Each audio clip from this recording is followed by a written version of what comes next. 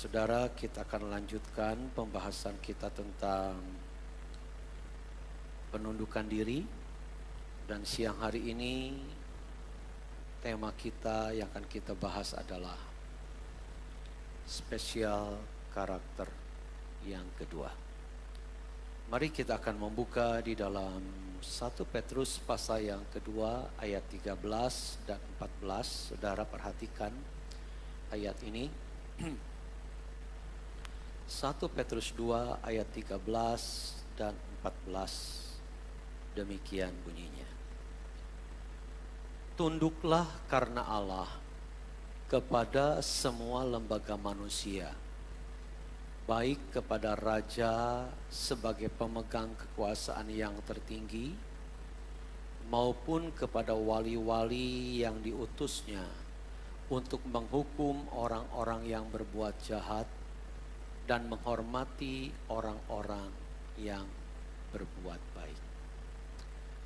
Saudaraku yang kekasih dalam Tuhan Yesus, dalam sejarah kehidupan manusia, kurang lebih 2/3 waktu yang telah manusia jalani di atas muka bumi ini, saudara, itu berisi peperangan demi peperangan. Dan itu sebabnya, saudara, sampai saat ini kekacauan demi kekacauan terjadi di mana-mana. Dan tahukah saudara penyebabnya apa? Penyebabnya itu adalah karena manusia sudah tidak bisa menundukkan dirinya. Hawa pemberontakan yang dibawa oleh setan, oleh Lucifer, menyebar ke dalam kehidupan manusia, saudara, sehingga sampai saat ini kita ini sukar atau sedikit sekali menemukan orang-orang yang bisa menundukkan diri. Pemberontakan itu terjadi kepada manusia, baik pemberontakan pikiran, pemberontakan sikap, maupun pemberontakan tindakan. Dan itulah yang membuat hidup manusia sampai saat ini penuh dengan kekacauan. Jadi saudaraku yang kekasih, kita menemukan di sini betapa pentingnya kita memiliki karakter penundukan diri. Kenapa demikian, saudara? Sebab penundukan diri ini adalah karakter dasar yang harus dimiliki oleh manusia, khususnya orang-orang yang telah percaya kepada Yesus, karena Kristus itu sudah memberikan teladan kepada kita bagaimana menjadi orang yang tunduk kepada otoritas. Nah, terlebih kepada para pelayan Tuhan, saudara, penundukan diri itu menjadi karakter yang sangat mendasar yang harus dimiliki. Kenapa demikian, saudara? Sebab penundukan diri itu sangat menentukan apakah seseorang itu bisa dipakai Tuhan atau tidak. Ya, sekali lagi saudara, apakah seseorang bisa dipakai Tuhan atau tidak, itu sangat ditentukan apakah dia punya karakter menundukkan diri atau tidak. Kenapa demikian, saudara? Sebab orang yang menundukkan diri adalah orang yang bisa diatur. Orang yang menundukkan diri adalah orang yang mau dikendalikan. Orang yang menundukkan diri adalah orang yang mau patuh kepada aturan. Sehingga kalau kita memiliki sifat ini, saudara, Tuhan itu menyukainya. Sebaliknya kalau kita tidak memiliki penundukan diri, saudara, minimal kita punya pemberontakan pikiran saja, maka kita sukar berinteraksi dengan otoritas kita. Nah, jadi saudaraku yang kekasih, betapa pentingnya kita ini memiliki karakter penundukan diri. Sebab ini sangat menentukan apakah saudara dan saya itu bisa dipakai Tuhan atau tidak. Lalu kemudian saudara, ini juga menentukan hal yang kedua, apakah seseorang itu disukai sesama atau tidak. Itu juga sangat dipengaruhi dengan karakter penundukan diri. Saudara kumpul dengan orang-orang yang salah satu saja ada di antara kita yang tukang ceplas-ceplos. Hawanya selalu menentang saudara. Ketika ada kesepakatan selalu berbeda saudara. Walaupun berbeda pendapat itu saudara sesuatu yang lumrah. Tetapi kalau kita tidak bisa menundukkan diri saudara, justru perbedaan itulah yang akan membuat kekacauan di dalam kelompok kita. Jadi kalau kita punya penundukan diri saudara, kita akan jadi orang yang disukai sesama kita. Nah, kenapa kita harus punya penundukan diri saudara? Sebab setiap orang itu saudara berada di bawah otoritas. Tidak ada yang mandiri, benar-benar mandiri, nggak ada saudara. Saudara boleh punya usaha sendiri, saudara tidak punya atasan, tetapi tetap ada yang di atas saudara, namanya Tuhan. Oleh karena itu saudara, setiap orang itu ada di bawah otoritas atau kekuasaan seseorang atau kepemimpinan seseorang. Dan mereka itu saudara, atau otoritas itu sebetulnya diberikan Tuhan sebagai payung. Sebagai payung atau perlindungan Allah kepada kita. Jadi kalau kita ini berontak kepada otoritas saudara, itu sama dengan membuang payung ini. Kalau hujan ya kehujanan, kalau panas ya kepanasan, karena tidak ada payung saudara. Jadi betapa pentingnya kita ini tunduk kepada otoritas. Nah, ini perlindungan Allah, sebab itu saudara, kita ini wajib tunduk. Bukan sesuatu yang disarankan, tapi wajib saudara. Kita tunduk kepada otoritas. Otoritas itu wajib dihormati, dihargai, dan dikasihi. Nah, ini penting saudara. Nah, coba perhatikan kalimat ini saudara. Kalau seseorang berbuat dosa, misalnya dia berbuat dosa, katakanlah mencuri, ya. Dosa di sini saudara sama dengan perbuatan. Lalu orang yang berdosa itu saudara kemudian dia sadar, dia berkata saya bertobat, saya tidak akan lakukan lagi saudara. Maka saudara, perbuatan yang seperti ini itu mudah diampuni. Coba perhatikan, jadi kalau kita ini berbuat dosa saudara, lalu sadar, berjanji tidak akan melakukan lagi saudara, ini dosa mudah diampuni. Asal betul-betul bertobat, jangan mempermainkan pertobatan saudara. Tetapi saudara, kalau kita ini melawan otoritas saudara, maka ini sebetulnya bukan sekedar perbuatan, tetapi melawan otoritas itu saudara, melawan prinsip. Mau merusak prinsip saudara. Dan kalau kita sudah melakukan yang demikian saudara, ini sulit diampuni. Ini sukar diampuni saudara. Contoh saudara, coba saudara perhatikan di negara manapun ya. Di negara manapun kalau ada orang yang berbuat makar. Makar itu artinya berontak kepada pemerintah. Ingin mengambil alih pemerintahan saudara. Lalu kemudian gagal dan ketangkap. Dosa yang begini saudara biasanya dihukum mati. Kenapa saudara? Sebab ini melawan prinsip. Kalau dosa melawan otoritas itu dipandang remeh saudara, ini akan diulang-ulang. Orang yang tukang melawan otoritas ini adalah orang-orang yang berbahaya. Orang-orang yang harus disingkirkan, sebab ini akan merongrong keadaan yang sudah tenang. Itu bahayanya saudara. Makanya kita tidak bisa memandang remeh dosa melawan otoritas saudara. Tuhan itu terlalu sensitif dengan dosa pemberontakan. Makanya di dalam Alkitab kita menemukan orang-orang yang berontak kepada otoritas saudara, itu dimatikan Tuhan. Seperti misalnya Korah, Datan dan Abiram. Yang diberontakikan Musa, saudara.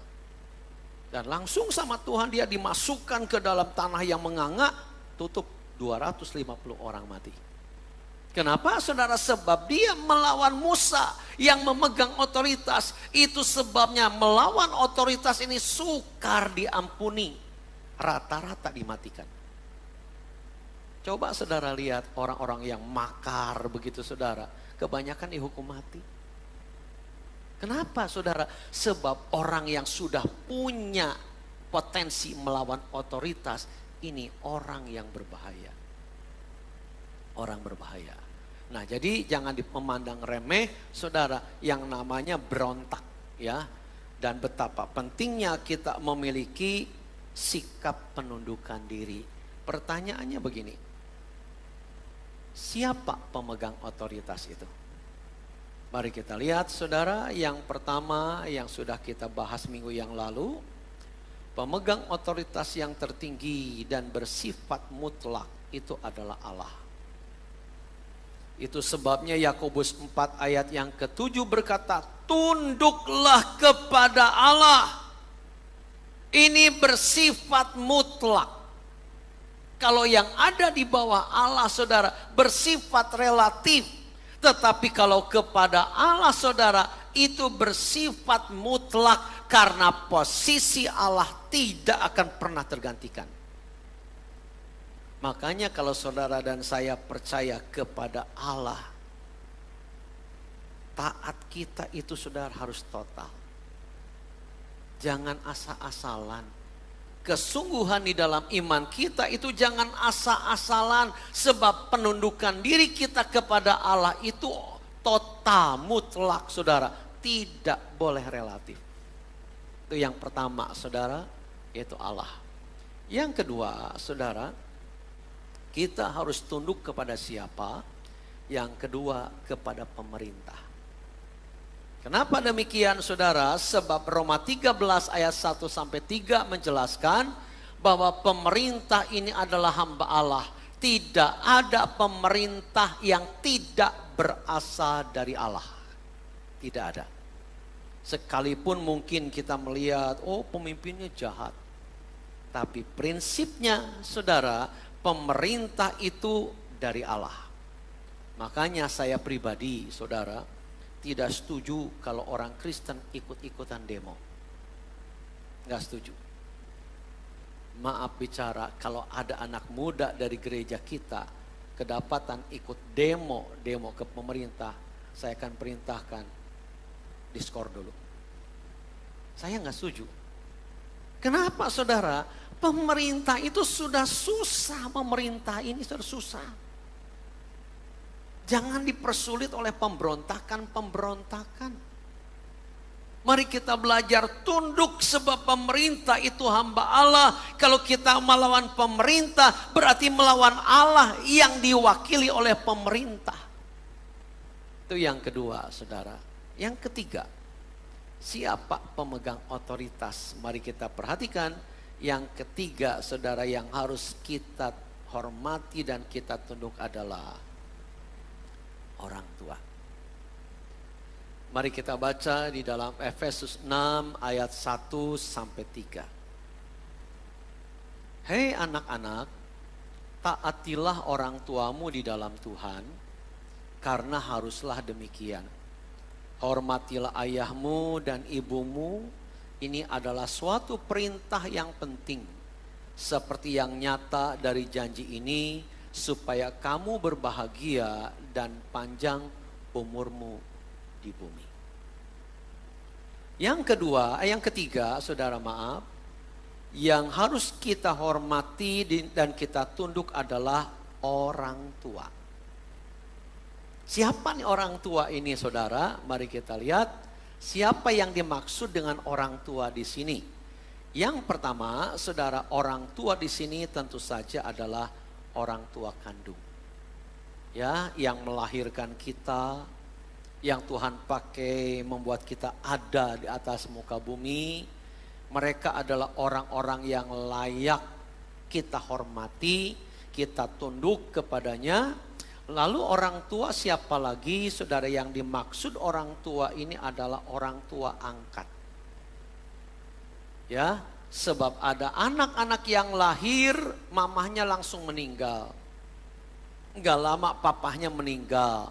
Lalu akhirnya anak itu diangkat oleh seseorang. Nah, orang tua angkat itu sekalipun kita tahu itu bukan orang tua kandung kita, tetapi karena yang dipakai Tuhan untuk merawat kita, maka orang tua angkat itu jadi orang tua kita. Dan itu harus dihormati, saudara. Dan yang ketiga, siapakah orang tua? Yang ketiga itu adalah mertua. Ingat, saudara, ketika kita menikah dengan seseorang, kita tidak hanya menikah dengan pasangan kita, tapi kita juga menikah dengan keluarganya. Orang tua pasangan kita jadi orang tua kita, famili pasangan kita menjadi famili kita. Itu menjadi satu, saudara. Dimana kalau mertua itu orang tua pasangan kita, maka itu pun menjadi orang tua kita walaupun bukan yang melahirkan kita. Nah, jadi saudaraku yang kekasih, siapakah orang tua? Yang pertama jelas orang tua kandung. Kalau orang tua kandung gak ada, orang tua angkat.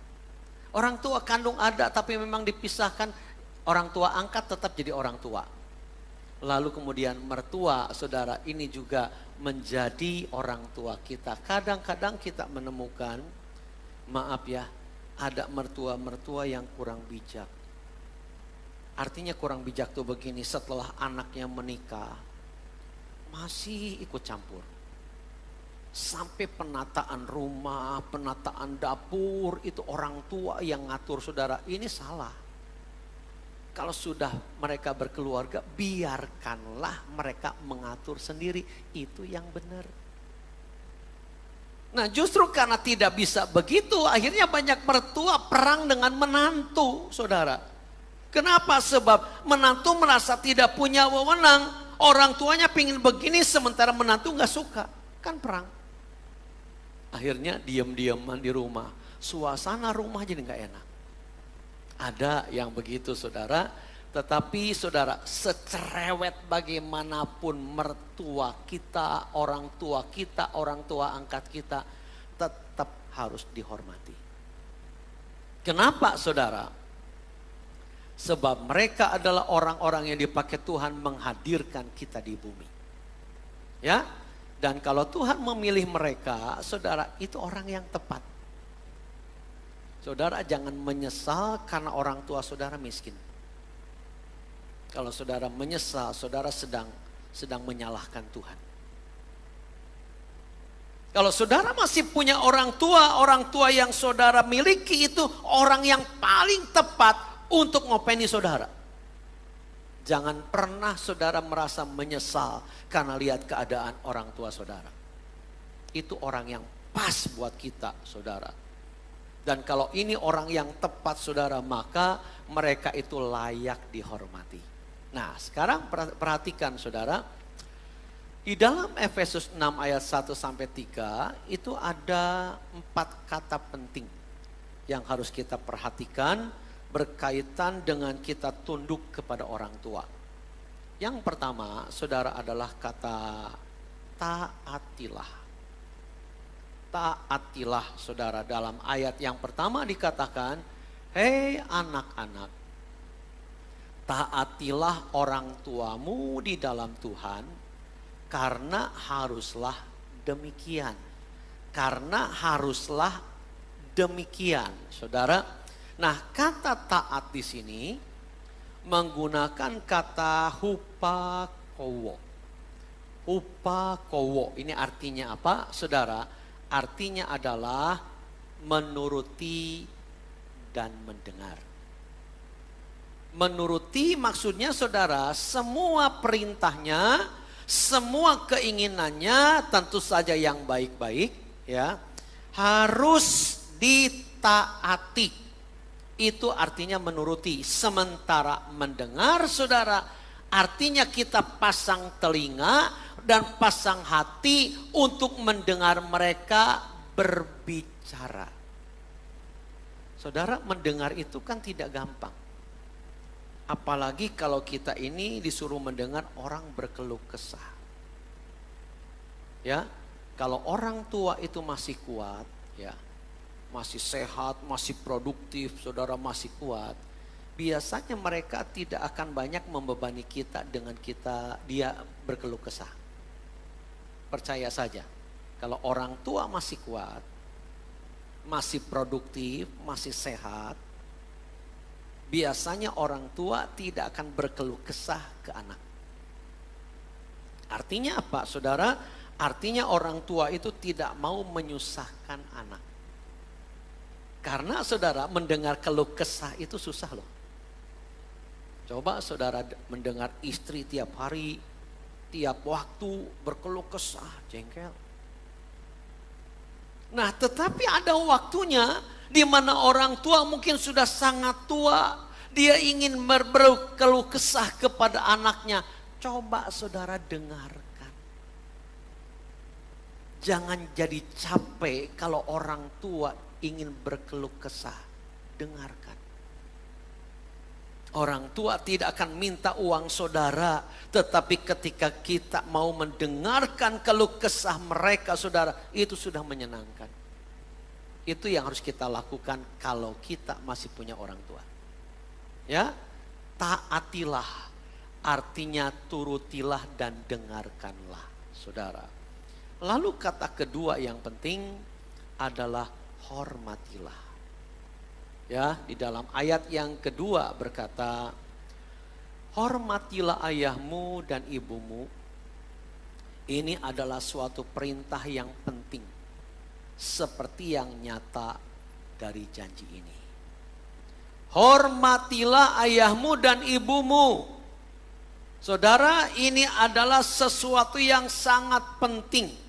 Kata hormatilah ini berasal dari kata yang sangat luar biasa, namanya timao, saudara. Apa timao ini artinya, saudara? Timao ini artinya adalah menghargai. Jadi menghormati orang tua itu, saudara, menghargai orang tua. Orang tua itu harus diberi nilai tinggi. Ya, kalau Tuhan itu harus diberi nilai sangat tinggi. Makanya layak disembah. Tapi kalau orang tua itu harus diberi nilai tinggi. Makanya cuma dihormati, bukan disembah.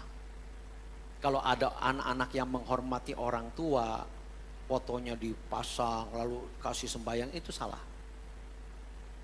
Dihormati itu bukan disembah. Dihormati itu dihargai, saudara. Dan kalau saudara ingin menghargai mereka, hargailah ketika mereka masih hidup. Jangan sudah mati kita nyesel baru menghormati mereka. Percuma. Enggak kerasa. Kalau kita mau menghormati, menghargai orang tua, hargailah ketika mereka masih hidup. Ketika itu mereka bisa merasakan bahwa kita sangat menyayanginya, saudara. Itu yang harus kita lakukan. Percuma saudara setelah orang tua meninggal nyesel, lalu sebagai tanda hormat saudara bangun makam yang mahal. Percuma. Saudara tahu kalau di makam-makam entah di Pemalang atau dimanapun juga, di Bandung, di Tasik, saudara, kalau ada makam-makam yang mewah, itu cuma sekedar tanda status sosial. Oh, ini dari keluarga kaya. Saudara boleh lihat ke tempat pemakaman, ada yang rada berbeda, kok agak bagus ini, pasti ini orang kaya. Apakah tidak boleh? Boleh. Tapi kalau saudara ingin menunjukkan rasa hormat dengan membangun kuburan semewah mungkin, gak ada artinya. Kenapa saudara? Sebab yang dihormati tidak merasakan. Tidak merasakan itu. Kalau toh mau menghormati dan menghargai orang tua, perbanyaklah hormat kepada mereka ketika mereka masih hidup dan mereka bisa rasakan itu. Ada orang-orang saudara ketika orang tua masih hidup direcoki. Kalau sudah meninggal baru nyesel. Coba penyesalan itu apakah ada artinya? Jadi tidak ada artinya. Jadi kata hormatilah itu artinya menghargai, saudara. Nah, kata timau juga, saudara, artinya adalah memberi dukungan dalam keuangan. Jadi menghormati orang tua itu bukan sekedar memberi nilai tinggi kepada orang tua, ya. Tetapi juga, saudara, ada unsur memberi dukungan dalam keuangan kepada orang tua. Saudara harus percaya ya, orang tua kita kalau mereka mampu, mereka tidak akan pernah minta ke kita. Bahkan kadang-kadang mereka kurang pun, saudara, mulutnya untuk minta ke anak itu, saudara, berat. Beda dengan anak ke orang tua. Ada butuh sedikit saja langsung ngomong. Tapi kalau orang tua butuh duit, mau minta ke anak itu berat mulutnya. Tapi kalau kita memang menghormati orang tua kita, saudara, ternyata kata timau ini ada pengertian memberi dukungan dalam keuangan. Saudaraku yang kekasih, jujur, saya pun sampai saat ini masih belajar untuk memberi kepada mama saya. Tapi saya sudah belajar ini, saudara, ketika saya belum berkecukupan. Ketika saya masih pas-pasan, saya mencoba walaupun tidak rutin, saudara. Kalau saya ada, saya sisihkan, saya berikan untuk mama, walaupun gak banyak.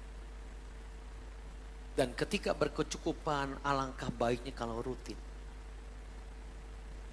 Nah, kalau orang tua kita kaya, sementara kita biasa-biasa saja, bagaimana? Mungkin tidak perlu. Tapi kalau kita mau ngasih sebagai tanda kasih kita kepada orang tua, berilah sesuai dengan kadar kasih. Nah, saudara, orang tua itu mulutnya berat. Kalau mau minta kepada kita soal keuangan berat. Tetapi kita harus mengerti kalau kita sudah diberkati Tuhan, berilah dukungan kepada mereka dalam hal keuangan.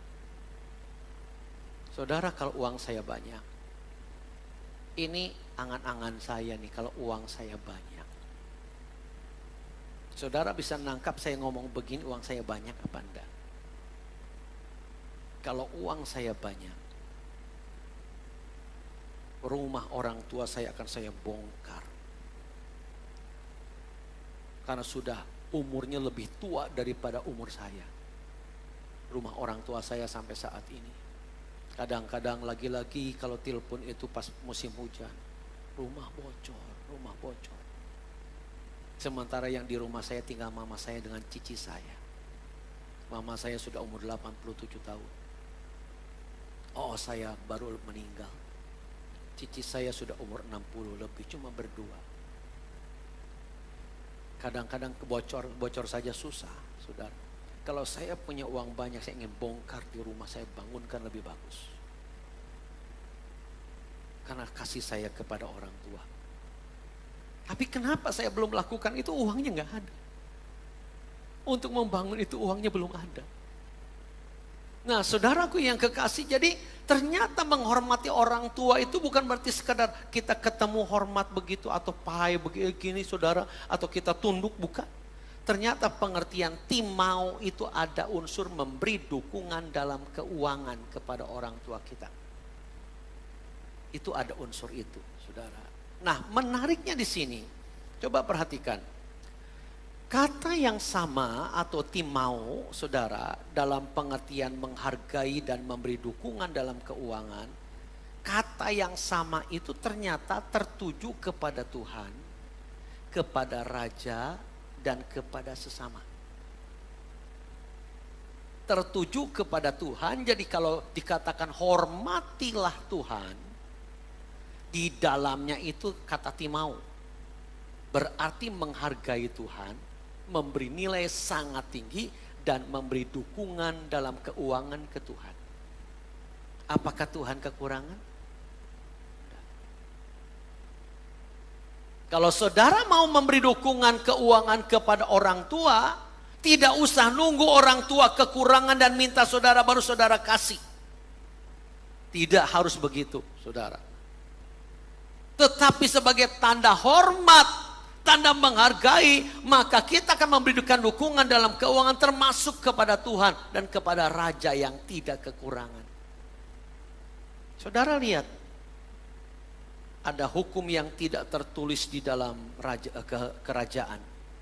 Siapa saja rakyat ingin ketemu raja, dia akan membawa upeti.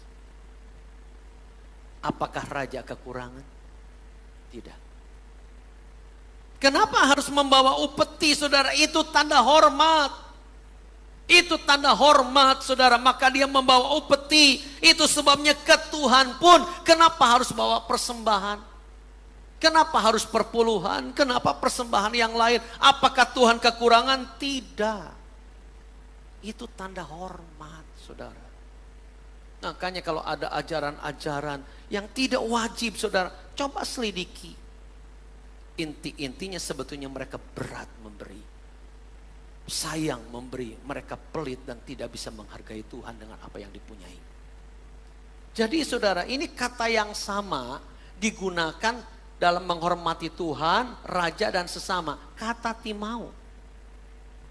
Kata timau, saudara. Saudara kepada sesama yang kekurangan, kalau saudara menghormati, menghargai, beri. Itu kalau yang kekurangan, kalau sesama, saudara, ya. Jadi kata yang kedua yang penting adalah hormatilah. Ini kaitannya dengan tunduk kepada orang tua. Lalu yang ketiga, kata yang penting adalah perintah. Ayat 2 saudara mengatakan hormatilah ayahmu dan ibumu. Ini adalah suatu perintah yang penting seperti yang nyata dari janji ini. Ini adalah satu perintah. Kata perintah di dalam ayat ini saudara, itu katanya berasal dari Yunaninya entole. Artinya apa? Artinya entole itu adalah,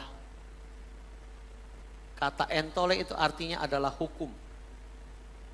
Berarti saudaraku yang kekasih, menghormati, mentaati orang tua itu adalah hukum. Dan kalau kita langgar, kita tidak lakukan, melanggar hukum. Dan itu dosa. Makanya saudara, betapa pentingnya kita ini menghormati orang tua. Dan kata yang keempat adalah kata penting. Ayat 2 tadi mengatakan hormatilah ayahmu dan ibumu. Ini adalah suatu perintah yang penting. Apa kata penting ini saudara? Kata Yunaninya protos. Protos itu apa saudara? Protos itu artinya utama. Atau saudara, terkemuka. Ini perintah yang utama. Ini perintah yang terkemuka. Yaitu menghormati orang tua. Tunduk kepada orang tua. Itu perintah yang sangat penting. Saking pentingnya saudara, maka saat kita mempraktekannya ada efek. Efeknya apa saudara? Efek dari menghormati orang tua ini bahagia dan panjang umur. Saudara ingin panjang umur? Kalau ditanya gitu kan pingin. Tahu nggak salah satu rahasia firman Tuhan bagaimana kita supaya panjang umur? Belajar menghormati orang tua. Saudara pingin pendek umur? Kalau ditanya begitu juga pasti enggak mau. Tapi ternyata bisa juga pendek umur. Lawan saja orang tua. Sering berontaklah sama orang tua. Maka akan pendek umur ini berdasarkan dari pemahaman ayat ini. Lalu orang yang menghormati orang tua tuh pasti bahagia. Itu pasti. Saya melihat mama saya senang tuh senang. Tapi kalau lihat mama saya sedih, ikut sedih. Jadi ketika kita bisa menghormati orang tua, menyenangkan orang tua, itu pasti hati kita bahagia, saudara. Jadi otoritas yang ketiga yang wajib harus kita tunduk, saudara, itu adalah orang tua. Yang keempat, siapa yang harus kita hormati atau kita tunduk, saudara? Yang keempat, adalah suami. Suami. Efesus 5 ayat yang ke-22 berkata, "Hei istri, tunduklah kepada suamimu seperti kepada Tuhan. Hei istri, tunduklah kepada suamimu seperti kepada Tuhan. Siapa yang harus tunduk kepada suami? Ayat ini berkata saudara, yang tunduk itu adalah istri. Yang harus tunduk kepada suami itu adalah istri, bukan istri-istri. Tapi istri, saudara, yang harus tunduk kepada suami, berarti satu, ya. Kenapa harus tunduk kepada suami? Sebab saudara, suami itu adalah kepala istri. Ya, istri itu lehernya, sementara suami itu kepalanya. Saudara, makanya harus tunduk karena tanpa suami tidak ada kepala. Nah, artinya tunduk itu apa? Artinya tunduk itu saudara adalah menghargai kepemimpinan suami. Saudara, selembek bagaimanapun juga suami. Kan ada ya, suami-suami yang di bawah ketiak istri. Kecut lah. Ya, ada suami-suami yang di bawah ketiak istri. Artinya saudara, suami-suami yang nampaknya kalah sama istrinya. Ada. Apa-apa keputusan harus istri. Suaminya nggak bisa. Saudara, kepada orang-orang yang berada di dalam kondisi seperti ini, tidak ada kekecualian, istri harus tunduk kepada suami. Ya, sekalipun suaminya nampak lebih lemah, sekalipun suaminya nampak mungkin lebih bodoh, sekalipun suaminya nampak sekolahnya lebih rendah, sekalipun suaminya nampaknya penghasilannya lebih kecil, kalau dua-duanya punya penghasilan, tetap istri harus tunduk kepada suami. Pertanyaannya gini lah kalau suaminya galak bagaimana? Kalau suaminya tukang mukul bagaimana? Kalau suaminya tukang nyepatani bagaimana? Kalau suaminya tidak punya penghasilan, pengangguran, yang kerja itu istri bagaimana? Haruskah tunduk? Saya mau tanya kepada jemaat. Bu Nani, contoh, seandainya Pak Is itu galak, kira-kira Ibu Nani bisa tunduk enggak? Tonjok lagi. Harus. Bisa enggak? Berusaha. Menurut saudara harus enggak? Kalau suami yang seperti itu haruskah tunduk? Ya? Kurang jelas Pak? Wajib. Setuju saudara? Walaupun suami galak, tukang mukul, salah dikit, prek. Haruskah tunduk kepada suami seperti ini? Kalau pria-pria pasti berkata wajib Biasanya nanya kepada ibu-ibu, Mbak Oni, wajibkah harus tunduk kepada suaminya seperti itu?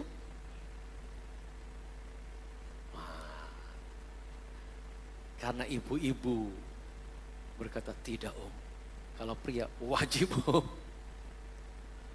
Saudaraku yang kekasih dalam Tuhan, pengertian tunduk di sini sepertinya tidak ada batasan. Tidak ada batasan, tunduklah kepada suamimu kecuali suamimu mukul, tonjok lagi misalnya. Enggak ada ayat itu. Kira-kira menurut saudara tunduk kepada suami ada batasan enggak? Kalau kepada Tuhan enggak ada batasan. Ya, Tuhan itu mutlak. Hanya Tuhan yang bersifat mutlak. Tapi manusia itu bersifat relatif. Demikian pula tunduk kepada suami, tetap ada batasan saudara. Batasannya itu kalau perintah suami itu disuruh melanggar firman Tuhan, baru jangan tunduk. Tapi kalau maaf saudara, misalnya sekedar ada sedikit kekerasan, Alkitab berkata suami bisa dimenangkan oleh kelakuan istri. Kalau bagaimana kalau istrinya bisa tunduk? Ingat saudara, ada batasan tetap. Kalau suami pingin punya istri yang tunduk, penuhi kewajiban suami mencintai istri. Karena perintah Tuhan kepada suami, kasihilah istrimu. Sekarang masalahnya banyak orang yang menjadikan ayat ini saudara senjata. Ketika si istrinya sedikit melawan saudara, langsung pakai ayat ini. Padahal mungkin sang istri melawan itu karena dia tidak merasakan kasih dari suaminya kepada istrinya. Padahal mungkin alasannya itu saudara. Makanya ada perlawanan saudara. Tapi selama suami itu baik, maka wajiblah sang istri itu tunduk kepada suami. Kalau sampai tidak tunduk saudara, dia salah di mata Tuhan. Nah, bagaimana kalau suami itu selingkuh? Wajibkah istri tunduk kepada suami yang telah menyakiti? Saudara ingat ayat firman Tuhan berkata kita tidak boleh bercerai. Kata-kata ini saudara, kata-kata apa yang telah dipersatukan Allah tidak boleh diceraikan manusia kecuali karena zina. Kalimat kecuali karena zina itu saudara harus diartikan betul. Jangan sampai salah. Nanti orang memanfaatkan ayat itu, saya pengen cerai dari istri, berzina dulu supaya ada alasan, nanti akan dipakai alasan begitu. Firman Tuhan mengatakan Allah membenci perceraian. Kalau kita bisa mengampuni suami yang bersalah, ampunilah, asal suami itu betul-betul bertobat, bukan mempermainkan. Jadi saudara wajib saudara istri tunduk kepada suami saudara selama tidak bertentangan dengan kebenaran firman. Tapi kalau itu saudara dalam batas-batas tidak bertentangan, maka hukumnya wajib istri harus tunduk kepada suami. Tapi ingat, suami juga punya kewajiban mengasihi istri. Baru seimbang. Saudara percayalah, kebutuhan seorang wanita yang utama itu bukan uang. Walaupun orang dunia mengatakan yang paling penting uang, tapi tidak sebetulnya. Kebutuhan wanita paling mendasar itu adalah dicintai sebetulnya. Makanya jangan heran kalau saudara lihat ada istrinya cantik banget tapi suaminya jelek banget. Kenapa saudara? Karena si istri yang cantik itu menemukan kasih yang cukup dari suaminya walaupun jelek. Kalimat saya ini kabar gembira bagi pria-pria yang jelek. Kembangkan cinta dan kasih saudara, maka saudara bisa memikat banyak wanita yang cantik-cantik. Karena kebutuhan wanita itu adalah dicintai, saudara. Ya, jadi jangan cuma nuntut jadi raja di dalam rumah tangga. Oh, istri harus tunduk kepada suami. Ingat, suami punya kewajiban menjadi kepala yang melindungi keluarga, istri dan anak-anak. Kasihi keluarga dengan maksimal. Jadi penasihatnya begini, saudara. Kalau kepada seorang wanita, saya akan ngomong begini. Kalau Anda ingin punya suami yang mengasihi, kamu harus tunduk kepada suami. Kalau saya ngomong kepada seorang suami, kalau kamu ingin punya istri yang tunduk, kasihilah istrimu. Ini perintah, kalau dibolak-balik akan jadi timbal balik. Saudara mengasihi istri akan mendapatkan istri yang tunduk. Saudara tunduk kepada suami akan mendapatkan suami yang mengasihi. Itu pasti, saudara. Jadi, saudara yang keempat, kepada siapa tunduk? Ini kepada suami, khusus buat istri, ya. Yang kelima, yang terakhir. Kepada siapa kita harus tunduk, saudara? Otoritas yang kelima itu adalah pemimpin.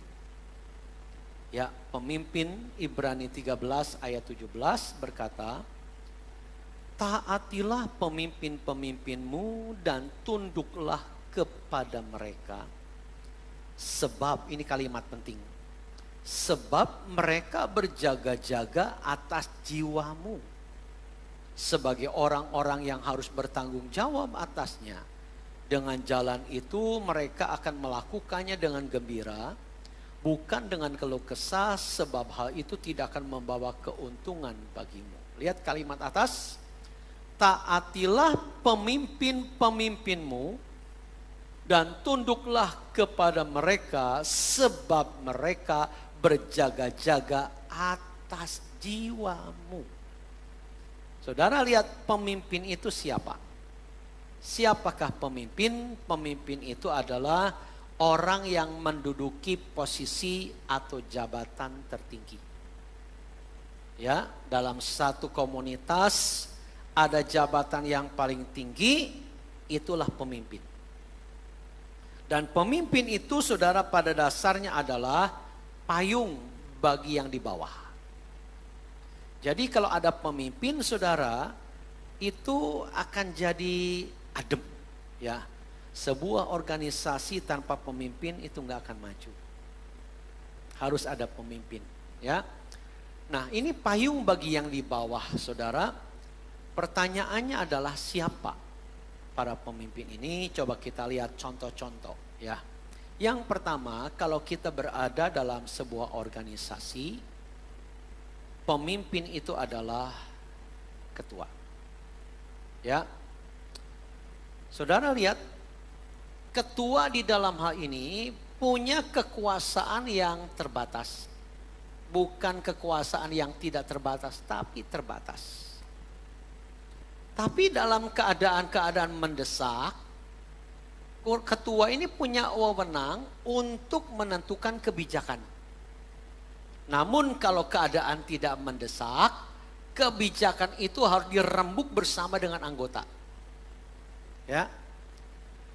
Nah, kalau sudah diputuskan bersama-sama di dalam sebuah rapat pleno, saudara pemimpin yang memimpin, pemimpin yang memutuskan, sudah keputusannya ini, maka semuanya harus setuju. Walaupun di dalam rapatnya di sini terjadi perdebatan, boleh-boleh saja, tetapi kalau sudah diambil sebagai keputusan, saudara, semua anggota ini harus tunduk pada keputusan tersebut. Jangan sampai, saudara, ini penting perhatikan. Kita berada di dalam sebuah kepanitiaan. Sudah ada keputusan. Keputusan itu tidak cocok dengan keinginan saudara, tapi diputuskan. Orang yang dewasa itu tidak merongrong di belakang. Tapi orang yang tidak dewasa, dia akan merongrong di belakang dan berkata, sebetulnya saya tidak senang dengan keputusan itu. Malah dia tidak mendukung. Itu tidak dewasa. Orang yang benar saudara, ketika sudah dijadikan keputusan, walaupun tidak cocok dengan keinginan kita, tidak boleh merongrong ketua. Ini melawan otoritas orang yang seperti itu saudara. Dan merongrongnya dua macam. Satu, ada yang frontal mengadakan aksi, ngomong ke sana sini, aku gak setuju. Tapi ada yang kalem yang kedua, tapi merongrong. Dia tidak mendukung keputusan itu. Oh saudara, dalam gereja pun yang begini ada. Dia tidak berontak dalam arti frontal, tapi tidak mendukung karena merasa tidak cocok dengan keinginannya. Ini pun pemberontakan, cuma halus. Sudah jelas diputuskan bersama, tetapi dia tidak setuju, di belakang ngomong. Diam-diam tidak mendukung. Ini melawan otoritas saudara. Dan itu saudara berbahaya. Orang yang seperti ini sukar. Sukar saudara dipakai Tuhan orang begini. Terus yang kedua, contoh misalnya di sekolah. Siapakah pemegang otoritas kalau untuk seluruh sekolah? Tentu saja kepala sekolah. Tapi kalau untuk di dalam kelas saudara, yang pegang otoritas itu adalah guru. Guru jangan suka dilawan. Sekarang ini saudara susah sekali jadi guru tuh. Misalnya dulu waktu zaman saya kalau anak nakal, lalu tangan suruh begini, dipukul pakai penggaris, itu biasa. Tapi zaman sekarang anak dipukul begitu saja itu sama dengan melanggar HAM. Makanya banyak guru yang kebingungan, polisi ya begitu.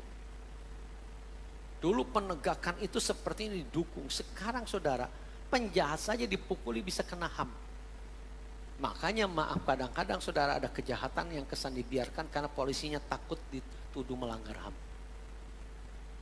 Kadang-kadang angel saudara.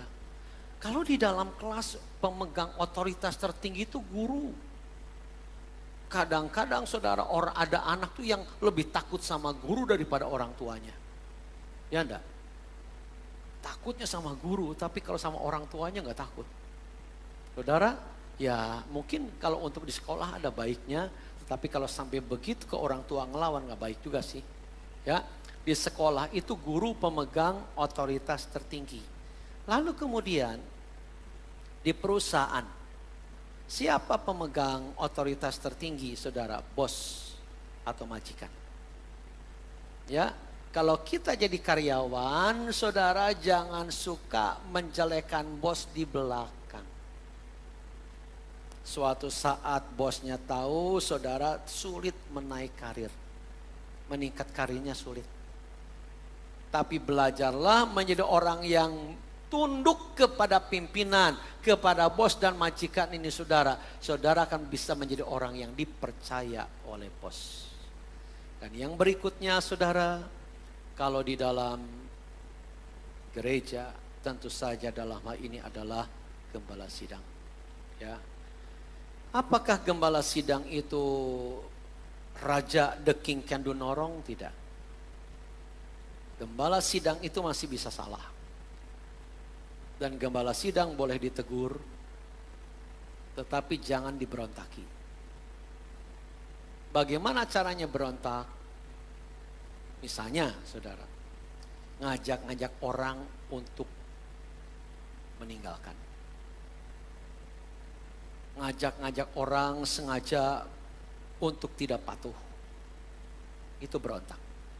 Dan kalau sudah berontak begini saudara, itu sama dengan melawan Tuhan yang menetapkan. Melawan Tuhan yang menetapkan. Coba kita lihat di dalam Amplified Bible saudara ya. Ibrani 13 ayat 17 tadi, taatlah kepada pemimpin-pemimpinmu dan tunduklah kepada mereka. Dalam Amplified Bible ini saudara, dalam bahasa Inggrisnya kalimat itu ternyata berbeda. Coba perhatikan ya, ini pelajaran bahasa Inggris. Obey your spiritual leaders and submit to them. Ternyata di dalam bahasa Inggrisnya saudara, ayat ini, ayat 17 ini, taatilah para pemimpinmu dan tunduklah kepada mereka. Dalam bahasa Inggrisnya adalah taatilah para pemimpin rohanimu dan tunduklah kepada mereka. Tolong perhatikan, kenapa di dalam ayat ini kok ternyata di bahasa Inggrisnya pemimpin rohani, bukan pemimpin duniawi saudara. Sebab dalam kalimat berikutnya saudara, karena mereka berjaga-jaga atas jiwa. Saya mau tanya saudara, coba saudara perhatikan yang kerja di perusahaan siapa? Apakah pemimpin saudara di perusahaan memikirkan keselamatan saudara? Pak Runtoyo sebagai mantri, Bapak tertinggi bukan di puskesmas Pak? Bukan yang ada atasannya lagi. Tolong tanyakan ya Pak, nah, ini kalau boleh nanya ke pimpinan Bapak, kira-kira pimpinan Bapak itu mengkhawatirkan Bapak ke neraka enggak? Ke neraka, ke surga dipikirkan enggak oleh mereka? Tidak. Pak Is kerja di One Galbi. Apakah urusan ini sampai Kotejo memikirkan, Pak Is sungguh-sungguh dengan Tuhan enggak ya? Ke surga apa ke neraka ya? Dipikir begitu enggak? Ya? Pasti tidak. Tanya Adi, ini bos Adi. Banyak karyawannya di apotek. Adi memikirkan keselamatan mereka enggak? Surga dan nerakanya? Enggak. Yang dipikirkan Adi, mereka harus kerja baik, menghasilkan uang yang banyak di apoteknya, sudah cuma itu. Soal karyawannya mau ke sorga mau ke neraka, itu urusan pribadi. Tapi dengar, ada ayat yang berkata, karena mereka berjaga-jaga atas jiwamu, itu artinya memikirkan soal ke depan sana. Siapa yang memikirkan itu, saudara? Yang memikirkan itu adalah spiritual leaders. Bukan pemimpin biasa, tapi pemimpin rohani. Makanya saudara, di dalam ada satu ayat yang mengatakan bahwa pemimpin rohani itu harus dihormati 2 kali lipat. Harus dihormati 2 kali lipat. 1 Timotius 5 ayat 17 berkata, penatua-penatua yang baik pimpinannya patut dihormati 2 kali lipat. Nah, coba kalimat ini dulu. Penatua-penatua yang baik pimpinannya patut dihormati 2 kali lipat. Yang baik pimpinannya. Yang baik itu yang bagaimana? Ini samar. Ini susah menilainya. Karena masing-masing itu akan menggunakan seleranya. Penilaiannya, saudara. Saudara, si A dengan si B menilai saya baiknya seperti apa? Beda-beda. Beda-beda, saudara. Ada yang menilai baiknya itu karena suka dikunjungi. Ada yang menilai baiknya itu dari suka senyum. Ada yang menilai baiknya itu dari suka menyapa. Ada yang menilai baiknya itu suka dikasih. Dan macam-macam kriteria penilaian baik. Dan masing-masing punya itu, saudara. Makanya kalau dikatakan penatua-penatua yang baik pimpinannya patut dihormati 2 kali lipat. Yang baik itu yang bagaimana? Relatif. Relatif, saudara. Kalau kebetulan saya ini mengecewakan Adi, kira-kira Adi menilai saya pimpinannya baik enggak? Ayo. Kalau saya nyakiti dia menilai saya pimpinannya baik enggak? Enggak kan? Relatif. Semuanya itu tergantung selera hati, saudara.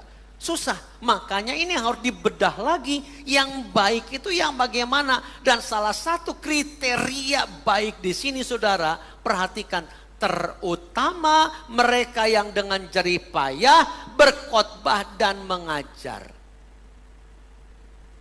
Berkhotbah dan mengajar itu jadi standar salah satu baik atau tidak.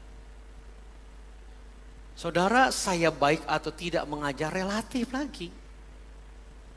Relatif lagi karena orang punya selera. Betul enggak? Ada yang bilang saya bagus khotbahnya, ada yang bilang si A lebih bagus, relatif. Susah menilainya, saudara. Tetapi yang jelas, saudara, saudara berjemaat di mana? Maka belajar di situ pimpinan saudara yang dihormati, bukan orang lain. Itu yang harus kita lakukan, saudara. Dan ingat baik-baik, saudara, semua pemimpin-pemimpin yang harus kita tunduk itu, saudara, selain Allah. Mereka semua itu adalah wakil Tuhan. Wakil Tuhan, saudara. Berarti kalau kita ini melawan wakil Tuhan, sama dengan melawan Tuhan yang sedang diwakili. Makanya saya katakan tadi, saudara, Tuhan itu sensitif banget terhadap dosa melawan otoritas. Saudara, minggu depan kita akan belajar tentang kenapa Yesus tunduk kepada Bapa. Kalau ini kan masih dalam pembahasan soal kenapa kita harus tunduk, saudara. Tapi minggu depan kenapa Yesus tunduk kepada Bapa? Saudaraku yang kekasih, wakil Tuhan. Jadi kalau kita melawan mereka, berarti kita sedang melawan Tuhan yang diwakilinya. Kenapa Tuhan langsung marah kepada Korah, Datan, dan Abiram? Karena mereka berontak ke Musa. Dan Tuhan bilang begini, Musa, Mereka tidak sedang berontak kepadamu, tapi sedang berontak ke aku, kata Tuhan. Ngeri, saudara. Makanya tadi saya katakan, saudara, ini dosa melawan prinsip. Susah diampuni, kebanyakan dimatikan. Karena orang yang sudah benih ngelawan, sudah punya benih ngelawan, potensi ngelawan, sekali ada kesempatan ngelawan lagi. Dia diampuni, ngelawan lagi. Bahaya yang begini, saudara. Makanya kalau melawan otoritas itu, saudara, akhirnya sukar diampuni. Mari kita belajar tunduk kepada semua lembaga-lembaga manusia yang menjadi wakil Tuhan. Karena kita sedang, kalau memperlakukan mereka baik, kita sedang memperlakukan Tuhan yang diwakilinya secara baik. Percayalah, orang yang memiliki penundukan diri itu akan membuat Tuhan percaya kepadanya dan diberkati Tuhan. Tuhan memberkati kita semua. Mari kita berdiri, saudara.